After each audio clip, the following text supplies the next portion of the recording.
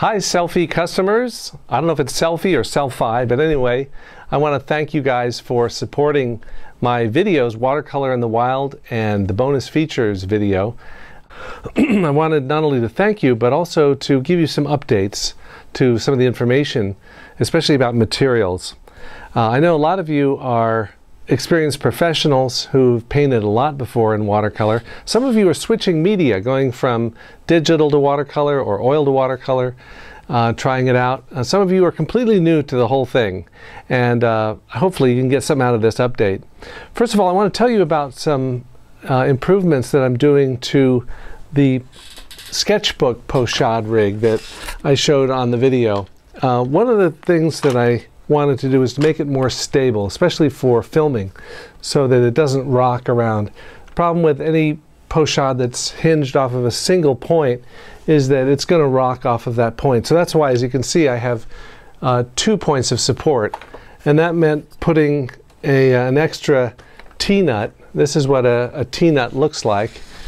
Putting an extra T-nut into the plywood backboard here. So I still have the one in the center in case I want to work with just one, but I also have now two, one on each side. So that makes it really rock solid. The other thing is that I've moved over the location of the watercolor palette area, and I changed the hinges. It used to be that I had it hinged off the middle, and I had these kind of flimsy hinges that didn't really work very well. I replaced them with these adjustable torque Southco hinges. These are neat because you can actually adjust the tension by controlling this Phillips head screw right in the center, and that'll make it either very stiff or a little bit looser.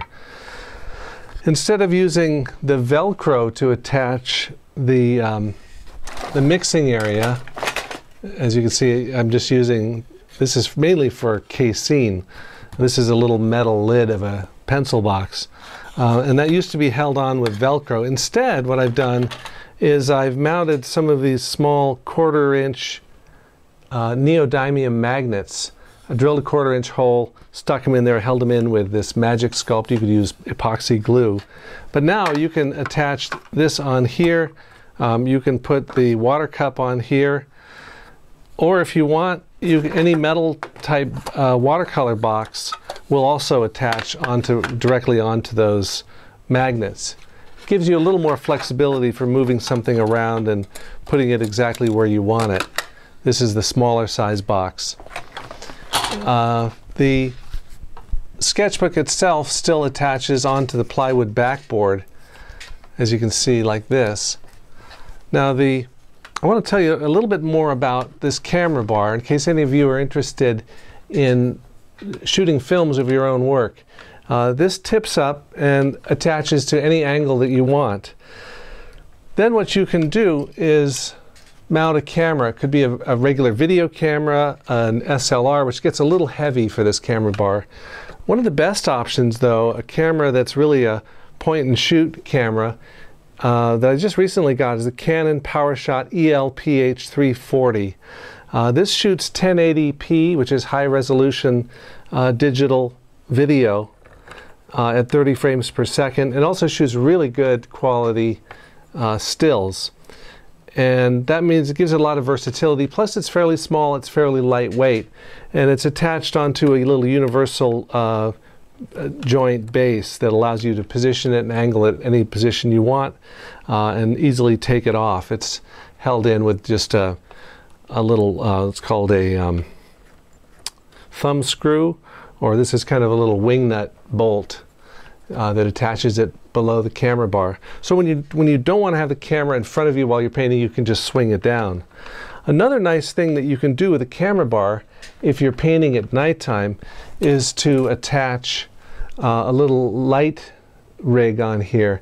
This is an LED thing, very efficient, made by the Mighty Bright company. It's called the Hammerhead. I just got this thing, not expensive at all, but that can just clip right onto here, as you can see, and it's got a couple different brightness settings. That way, if you want to work at night, it gives you good illumination, and actually even if you're filming at night, you get pretty good results. Okay, so that's the camera bar. Now I just want to show you one other thing here, and that's the mini watercolor set that I'm working on. I'll talk more about this on the blog later, but I want to show you guys first. I started with an empty metal box. This is normally designed for 12 half pans, and you could also do 6 full pans or mix the two. And since it's made of steel, it'll stick onto those magnets. I agonized all morning long over which colors to choose to give me pretty much a full range of color, but to give me larger size pans of colors that I'm going to use more often. What I have here is gamboge, raw sienna in a full pan here, sepia, which is like a dark brown, very dark brown, Indian red, a kind of an iron-based, very opaque red, cadmium red light. This is alizarin crimson permanent. This is Payne's gray, which is a bluish black, ultramarine, a real good standby blue, and then cerulean. So basically the cooler colors on this side, the warmer colors on this side, the blue against the raw sienna, which is a really nice opposition to play.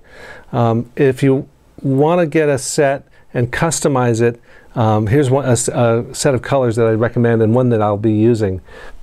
So I'll talk more about that later, but for now I just want to thank you guys for supporting all of this fun work that I'll be doing. I'll be heading out on the road across America with this whole rig, shooting and painting in small town America, and hopefully recording some audio of people that we run into. Also, I'll be doing casein in the wild and gouache in the wild and oil in the wild, all shot outdoors on location, with shortish episodes running to about 70 minutes or so. And hopefully you enjoy this format, enjoy getting your feedback, and look forward to seeing what you guys come up with, and any questions that you have, just fire away at the blog. Anyway, thanks for coming along on this fun adventure, and I'll see you guys soon.